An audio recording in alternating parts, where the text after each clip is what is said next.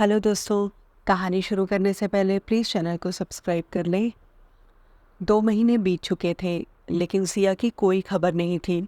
Summer अब बिल्कुल शांत और चुपचाप रहने लगा था। ऑफिस हो या घर, किसी पर चिल्लाना तो दूर, उसने सबसे बात करना भी छोड़ दिया था। अगर बहुत ज़रूरी होता तभी वो किसी की बात का जवाब देता। रात का वक्त था। समर डाइनिंग टेबल पर सबके साथ बैठकर खाना खा रहा था। खाना खत्म करके वो अपने कमरे में जाने लगा। तभी दादी ने उसे रोकते हुए कहा, अब और कब तक उस मनहूस लड़की के लिए खुद को जलाते रहोगे? अच्छा है वो तुम्हारी जिंदगी से चली गई। जब से इस घर में आई थी, इस घर में एक पल का भी सुकून नहीं था। हर वक्त लड़ाई झगड़ा। तभी बात को आगे बढ़ाते हुए निशा जी बोली, और नहीं तो क्या, अच्छा किया जो तूने उसे तलाक दे दिया। अब हम अच्छी सी लड़की ढूंढकर उससे तेरी शादी करवाएंगे।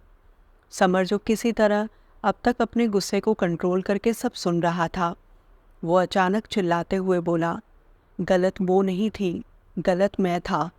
उस बेचारी ने तो हमेशा मेरी मनमानियों को झेला है। मैंने उसे कितना दर्द दिया, लेकिन उसने कभी पलटकर मुझे जवाब नहीं दिया। समर दादी की तरफ देखते हुए बोला, और दादी आपको क्या हो गया? आप तो सिया को बहुत प्यार करती थी ना, और आज आप ही सिया के लिए इस तरह के शब्दों का इस्तेमाल कर रही हैं। दादी ने मुस्कुराते हुए समर की तरफ देखा और बोली, प्यार तो तू भी बहुत करता था उसे, तो क्या तू रख पाया उसे अपने पास?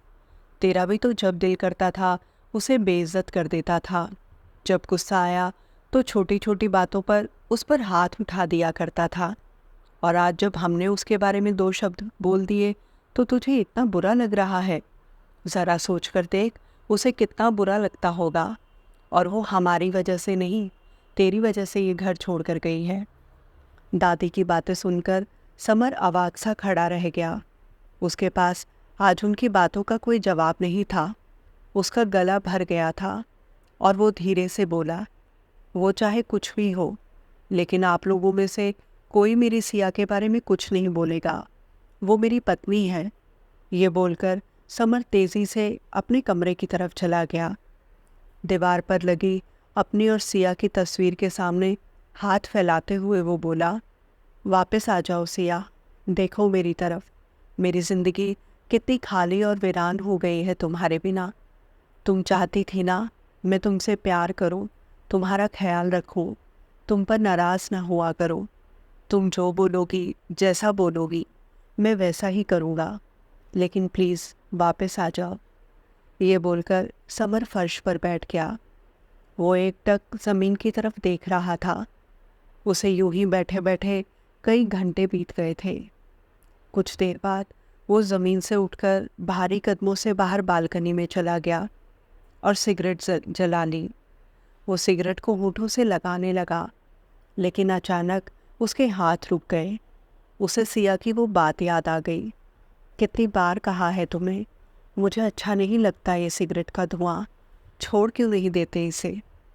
समर ने सिगरेट की तरफ देखा और एक गहरी सांस ली और सिगरेट को एश ट्रे में बुझाते हुए बोला, लो सिया, आज तुम्हारे लिए मैंने इसे भी छोड़ दिया। और वो उठकर कमरे की तरफ चला गया। लेकिन तभी उसके पैर बर्फ की तरह जम गए। उसने देखा सिया बेड पर लेटी हुई है और उसे देखकर खिलखिलाकर हंस रही है। वो अपनी दोनों बाहें फैलाकर समर को अपने करीब बुला रही थी। ये देखकर समर भागते हुए उसके करीब गया और एक झटके से उसे अपनी बाहों में भर लिया और बोला, तुम आ गई सिया। मैं जानता था तुम भी मेरे बिना रह नहीं पाओगी। अब मैं एक पल के लिए भी तुम्हें खुद से दूर नहीं जाने दूंगा। तुम सिर्फ मेरी हो। ये बोलकर उसने सिया को गोद में उठा लिया। उसे लग रहा था जैसे किसी ने उसके शरीर में नई जान फूंक दी हो। लेकिन अगले ही पल उसका सर बेड के कोने से टकरा गया। उसने देखा सिया कहीं नहीं थी। नहीं, ये मेरा वहम नहीं हो सकता, सिया अभी यही थी। ये बोलकर वो अपने बाल पकड़ते हुए ज़ोर से चिल्लाया, सिया। उसकी आवाज़ इतनी तेज़ थी कि नीचे हॉल में बैठे सब लोग डर गए। समर ने अपनी शर्ट निकालकर फर्श पर फेंक दी और कमरे का सारा सामान तहस नहस कर दिया। उसका सारा शरीर पसीने से भीगा हुआ था। आज पहली बार वो इतना रोया था। शायद कुदरत भी उससे सिया के साथ की गई ज्यादतियों का हिसाब ले रही थी। उसकी आवाज़ सुनकर सब लोग उसके कमरे की तरफ भागे, लेकिन दादी ने उन्हें रोकते हुए कहा, अभी नहीं, आज की रात उसे अकेले रहने दो। उनकी बात सुनकर सब लोग रुक गए। अगले दिन सुबह बेमन से समर बिस्तर से उठा। उसने देखा सारा कमरा फैला हुआ था। ये देखकर वो फिर से लेट गया और अपनी आंखें बंद कर लीं। उसका मन तो नहीं था ऑफिस जाने का, लेकिन तभी उसे याद आया कि आज उसकी बहुत इम्पोर्टेंट मीटिंग है। एक बहुत बड़ी डील के लिए उसे कुछ इन्वेस्टर्स से मिलना है। बेमन से वो बिस्तर से उठा और ऑफिस जाने के लिए तैयार हो गया। आज उसने नाश्ता भी नहीं किया था और बिना किसी से कुछ बोले वो ऑफिस के लिए निकल गया। निशा जी ने दादी की तरफ देखते हुए कहा, मुझे समर की बहुत चिंता हो रही है। ये सब और कितने दिन तक चलेगा? दादी ने उसे समझाते हुए कहा, हौसला रखो, बस कुछ दिन की बात और है, फिर सब ठीक हो जाएगा। उधर समर गाड़ी ड्राइव कर रहा था। इतने में उसे सचिन का फ़ोन आया और वो बोला, कहाँ हो तुम? मैं निकल गया हूँ, 10 मिनट और लगेंगे। समर ने जवाब देते हुए कहा, ठीक है, मैं वहीं ऑफिस के बाहर ही तुम्हारा इंतज़ार कर रहा हूँ। ये बोलकर सचिन ने फ़ोन काट दिया। समर बेमन से जा तो रहा था, लेकिन वो नहीं जानता था कि जिस ऑफिस में वो मीटिंग के लिए जा रहा है, वहाँ उसके लिए कितना बड़ा सरप्राइज़ उसका इंतज़ार कर रहा था। थोड़ी ही देर में वो सचिन के साथ उस ऑफिस के अंदर एंटर हुआ। समर आज इतना हैंडसम लग रहा था कि ऑफिस के एंट्रेंस पर उसका वेलकम करने के लिए खड़ी लड़कियां भी उसे घूर घूर कर देख रही थीं। लेकिन समर ने उनमें से किसी की तरफ ध्यान नहीं दिया। वो अपने लंबे लंबे कदमों से ऑफिस की तरफ बढ़ रहा था। सचिन, जिसके हाथ में कुछ फाइल्स थीं, वो समर के पीछे पीछे चल रहा था। कुछ ही देर में वो लोग कॉन्फ्रेंस रूम में पहुंचे। रूम में जाकर समर ने एक नज़र सबकी तरफ देखा और अपनी सीट पर बैठ गया। सिया, जो उस वक्त सर को झुकाए अपने पर्स में कुछ ढूंढ रही थी, उसके बाल उसके चेहरे पर आ रहे थे, जिसकी वजह से समर उसे ठीक से देख नहीं पाया। अगले ही पल रूम की लाइट्स ऑफ हो गई और दीवार पर लगे एक प्रोजेक्टर के सामने एक आदमी खड़ा होकर प्रोजेक्ट के बारे में बताने लगा। सब लोग ध्यान से उसकी बात सुन रहे थे।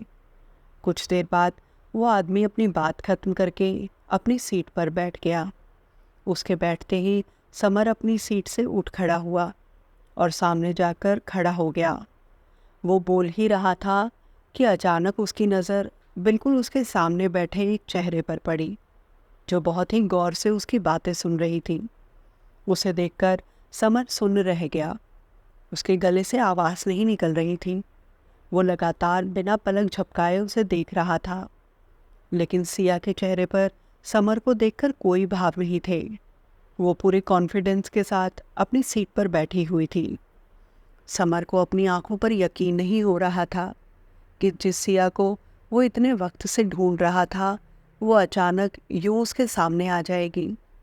एक बार को उसे लगा कि वो फिर से सिया के ख्यालों में खो रहा है। उसने अपनी नज़रें सिया से हटाई और फिर से अपनी बात कंटिन्यू करने लगा, लेकिन बार बार उसकी नज़रें सिया के चेहरे से टकरा रही थी। किसी तरह उसने अपनी बात खत्म की और अपनी सीट पर बैठ गया। उसकी नज़रें तो बस जैसे सिया पर ही ठहर गई थी। उसने सचिन की तरफ देखा और सिया की तरफ इशारा करते हुए बोला, वो सामने जो लड़की बैठी है, वो तुझे भी दिखाई दे रही है क्या? सचिन ने उस ओर देखा जहाँ समर ने इशारा किया था। वो भी ये देखकर हैरान रह गया कि उनके सामने सिया बैठी हुई थी। उसने समर की तरफ अजीब नज़रों से देखा और बोला, इतने दिन से तुम दिन रात सिया को ढूंढ रहे हो और आज जो वो सामने बैठी है तो बोल रहे हो कि वो दिखाई दे रही है या नहीं? सचिन की बात सुनकर समर को भी यकीन हो गया कि वो सपना नहीं देख रहा। सिया सचमुच उसके सामने बैठी थी। कुछ ही देर में मीटिंग खत्म हो गई।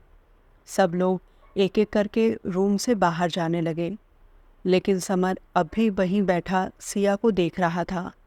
सभी को जाता हुआ देख सिया भी अपनी सीट से उठ खड़ी हुई और बाहर चली गई। समर उसे जाते हुए देख रहा था।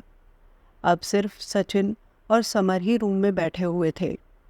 सचिन ने उसके कंधे पर हाथ रखते हुए कहा, सिया जा चुकी है, तूने उसे रोका क्यों नहीं? उसकी बात सुनकर समर को होश आया और वो हैरानी से इसकी तरफ बदहवासा होकर कमरे से बाहर भागा और यहाँ वहाँ सिया को ढूंढने लगा।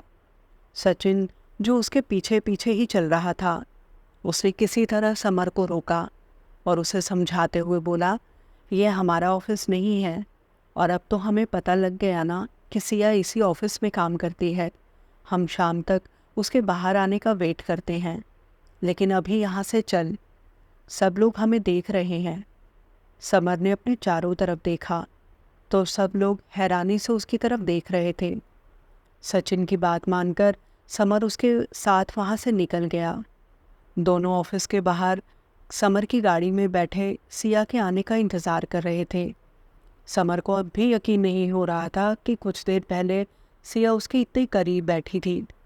वो शाम होने का बेसब्री से इंतज़ार कर रहा था।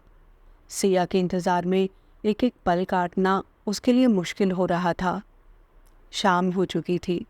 सब लोग ऑफिस से निकल रहे थे। समर की नज़रें हर आने जाने वाले आदमी को बड़े ध्यान से देख रही थीं।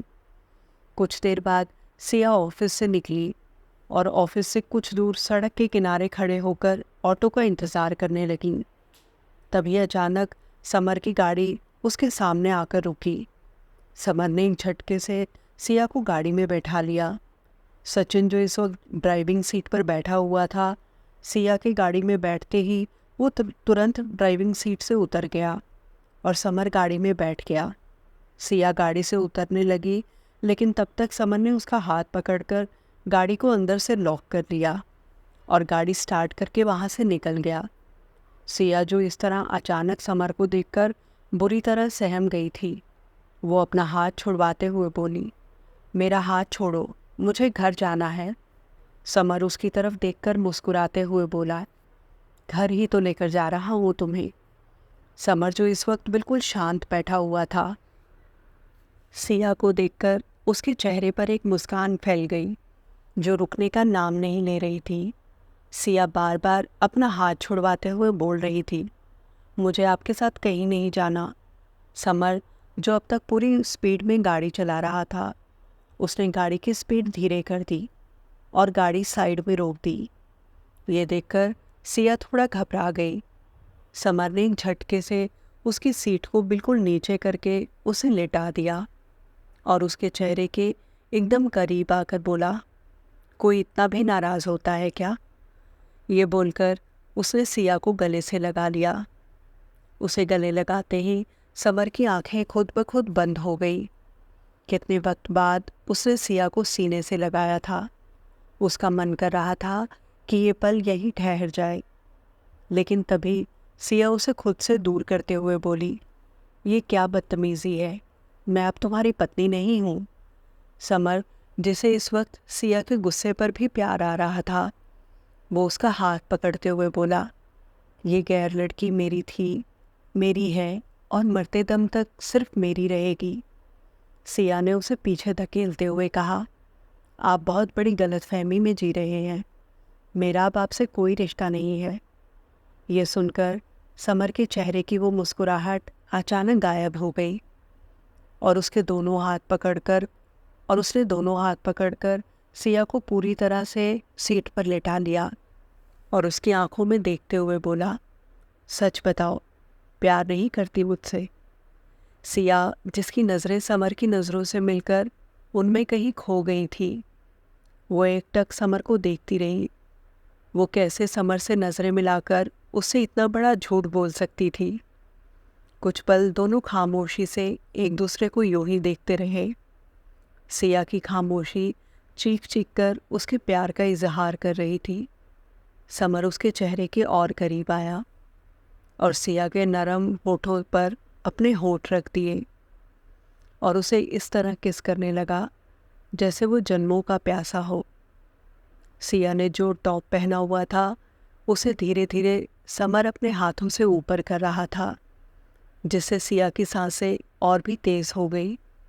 वो चाहकर भी समर को खुद से दूर नहीं कर पा रही थी। समर लगातार उसे किस कर रहा था, जिससे सिया का चेहरा एकदम लाल पड़ गया। कुछ देर बाद समर उससे थोड़ा दूर हुआ और सिया के कपड़ों को ठीक ठीक करते हुए बोला, मैं जानता था तुम भी मुझसे उतना ही प्यार करती हो जितना मैं तुमसे करता हूँ, और तुम भी ज़्यादा दिन मुझसे दूर नहीं रह पाओगी। उसने गाड़ी के फ्रंट मिरर में देखकर अपने बाल ठीक किए। सिया ने हिम्मत करके एक बार फिर से चिल्लाकर कहा, मैं तुम्हारे साथ कहीं नहीं जाऊंगी।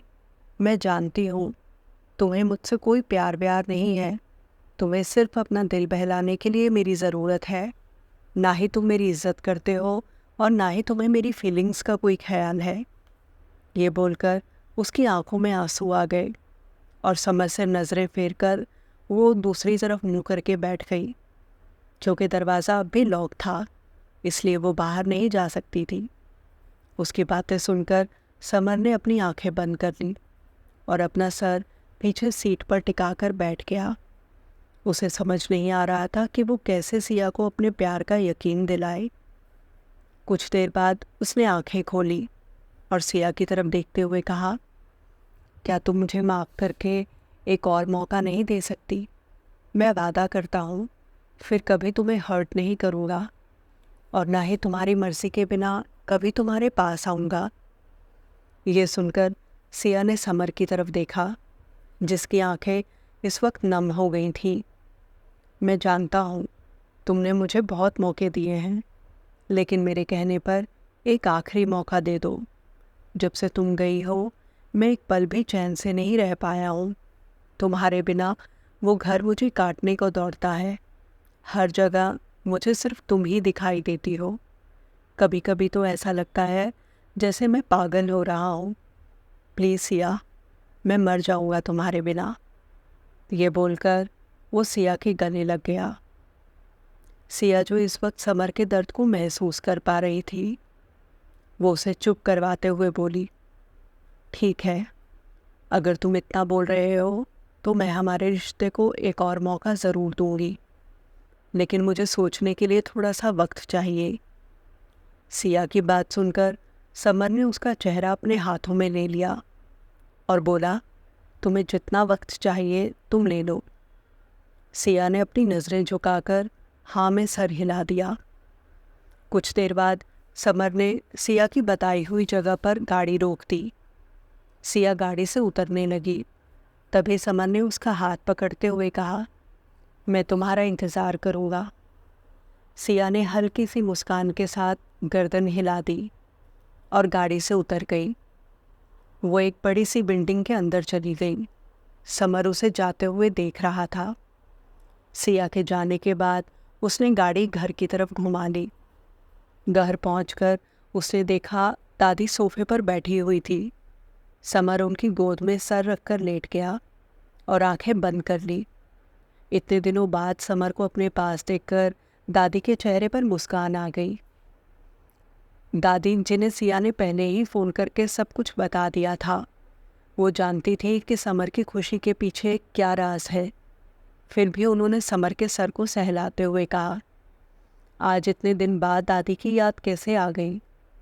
समर ने आंखें खोली और उनकी तरफ देखते हुए कहा, आज मुझे सिया मिली थी।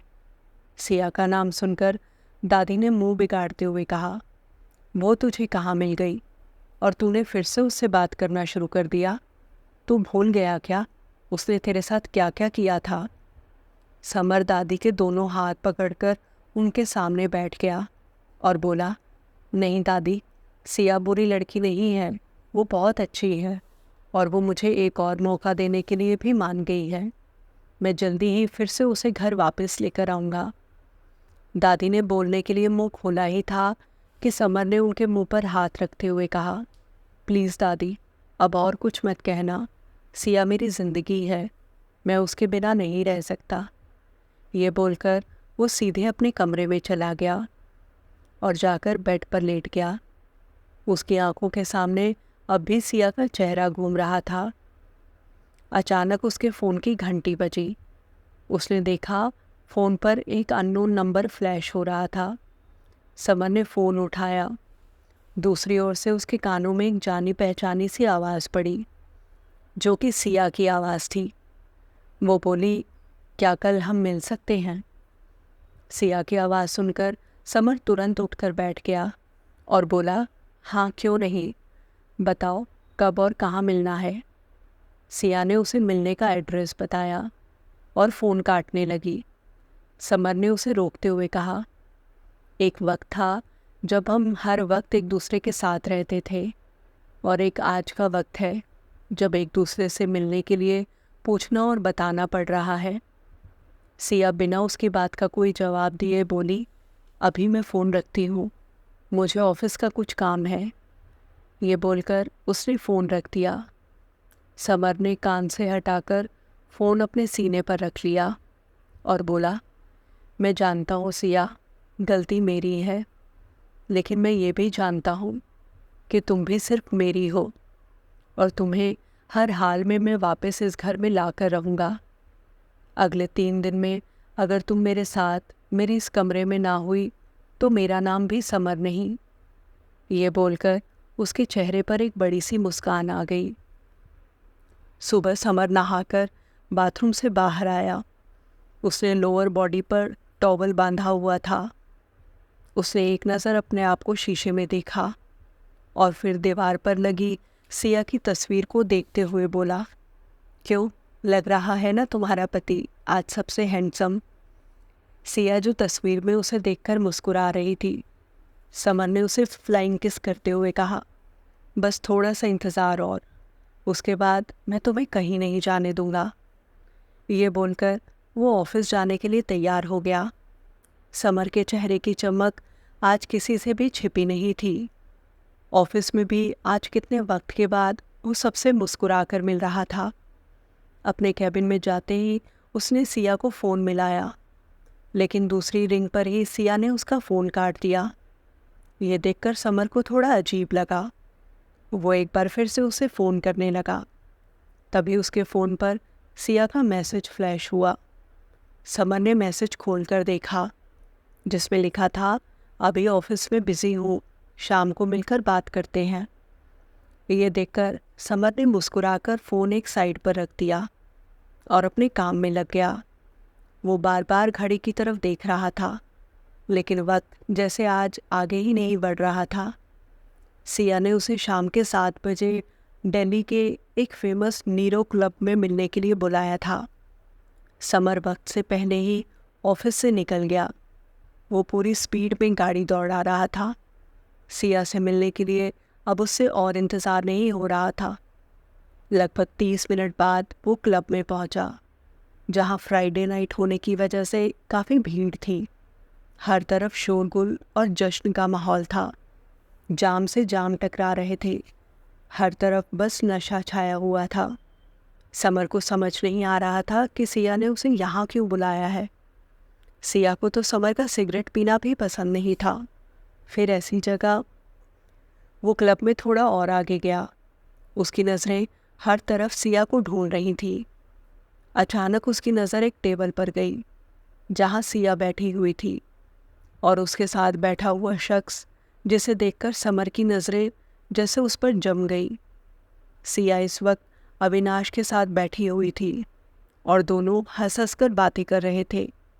समर ने एक पल के लिए गुस्से से अपनी आंखें बंद कर ली और दूर टेबल पर जाकर बैठ गया। टेबल पर बैठकर उसने वेटर से अपने लिए एक सिगरेट मंगवाई। वो लगातार सिया और अविनाश को देख रहा था। कुछ ही देर में वेटर उसके लिए सिगरेट का एक पैकेट ले आया। पैकेट से सिगरेट निकालकर उसे जलाते हुए समर सिया के पास गया और उसके करीब जाकर बैठ गया। सिया और अविनाश जो अब तक हंस हंस कर बातें कर रहे थे, अचानक समर को देखकर वो दोनों चुप हो गए। समर सिया के चेहरे पर धुआं उड़ाते हुए बोला, क्या हुआ, तुम दोनों चुप क्यों हो गए? लगता है मेरा आना तुम्हें पसंद नहीं आया। उसकी बात सुनकर सिया का चेहरा फीका पड़ गया, जिसे देखकर समर ने कहा, मुझे नहीं पता था कि मुझसे दूर होकर तुम इतनी एडवांस हो गई हो कि अपने पति और आशिक दोनों को एक साथ मिलने के लिए बुला लिया।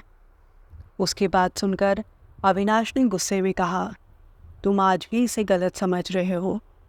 उसकी बात सुनकर समर ने हंसते हुए कहा, ओ रियली, मैं गलत समझ रहा हूँ। अब तुम मुझे समझाओगे कि सही क्या है। ये बोलकर उसने अविनाश का कॉलर पकड़ लिया। अविनाश गुस्से में अपनी सीट से उठ खड़ा हुआ और सिया की तरफ देखते हुए बोला, चलो यहाँ से, मैंने कहा था ना तुम्हें, यह आदमी कभी नहीं सुधरेगा। ये बोलकर उसने झटके से समर का हाथ झटक दिया। सिया जो ये सब देखकर सहम गई थी, वो समर की तरफ देखते हुए बोली, तुम्हें अब भी मुझ पर ज़रा सा भी विश्वास नहीं है ना? अगर मेरे दिल में कुछ गलत होता तो क्या मैं अविनाश को यहाँ तुमसे मिलवाने के लिए लाती? वो रोते हुए बोली, तुम कभी नहीं सुधरोगे। मैंने अविनाश को जानबूझकर यहाँ बुलाया था, सिर्फ ये देखने के लिए कि तुम मुझ पर कितना भरोसा करते हो। मैंने सोचा था कि उसे साथ देखकर तुम मुझसे जानने की कोशिश करोगी कि मैंने उसे यहाँ क्यों बुलाया है, लेकिन नहीं, तुम आज भी बिल्कुल वैसे ही हो। बिना बात को जाने सिर्फ तुम्हें हाथ उठाना आता है। मैंने सोचा था मैं तुम्हें एक और मौका दूंगी, लेकिन नहीं, तुम कभी नहीं बदल सकते। ये बोलकर सिया रोते हुए अविनाश के साथ क्लब से बाहर जाने लगी। तभी समर की नज़र सिया के गले पर पड़ी। सिया ने आज भी समर के नाम का मंगलसूत्र पहना हुआ था। समर ने एक झटके में वो मंगलसूत्र उसके गले से निकाल दिया और उसे अपने हाथ में लेते हुए बोला, आज से तुम पूरी तरह आज़ाद हो। अपना मंगलसूत्र समर के हाथ में देखकर सिया की आंखें फटी के फटी रह गई। उसने समर की आंखों में देखा, जो इस वक्त बिल्कुल शांत थी, और उसके चेहरे पर एक हल्की सी मुस्कुराहट थी। उसने अपना चेहरा घुमा लिया और बिना पीछे देखे सीधे क्लब से बाहर चला गया। सिया और अविनाश हैरानी से उसे जाते हुए देख रहे थे। अविनाश सिया का हाथ पकड़कर उसे क्लब से बाहर ले गया और सिया की तरफ देखते हुए कहा, जैसा सोचा था सब उसका उल्टा हो गया। सिया अब भी खामोश बुत की तरह खड़ी हुई थी। उधर समर तेज़ रफ्तार से गाड़ी चला रहा था। उसके हाथ में शराब की बोतल थी। कुछ दूर जाकर उसने एक सुनसान सी जगह पर गाड़ी रोक दी। उसके आसपास दूर दूर तक कोई नहीं था। समर गाड़ी से उतरा और गाड़ी के टायर से टेक लगाकर नीचे बैठ गया। उसने जेब से सिगरेट निकाली और आंखें बंद करके सिगरेट पीने लगा। उसके एक हाथ में सिगरेट और दूसरे हाथ में शराब की बोतल थी। उसके दिलो दिमाग में इस वक्त एक तूफान सा चल रहा था, लेकिन फिर भी वो किसी तरह खुद को संभाले हुए शांत बैठा था। उसके दिमाग में इस वक्त क्या चल रहा था कोई नहीं बता सकता था। आगे इस कहानी में और क्या क्या होने वाला है जानने के लिए बने रहें मेरे यानी नेहा के साथ।